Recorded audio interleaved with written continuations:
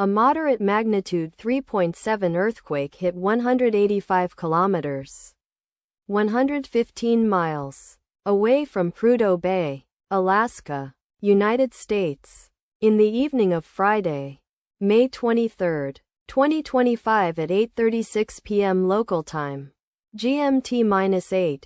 The depth of the quake could not be determined, but is assumed to be shallow.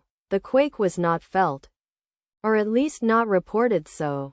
First to report, EMSC after 2 minutes.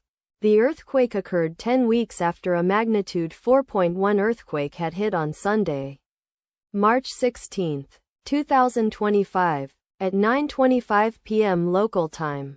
America, Anchorage GMT-8, in 39 kilometers, 24 miles, distance to the north. Data source from Volcano Discovery. Did you feel it? Let us pray. May God protect everyone. Amen.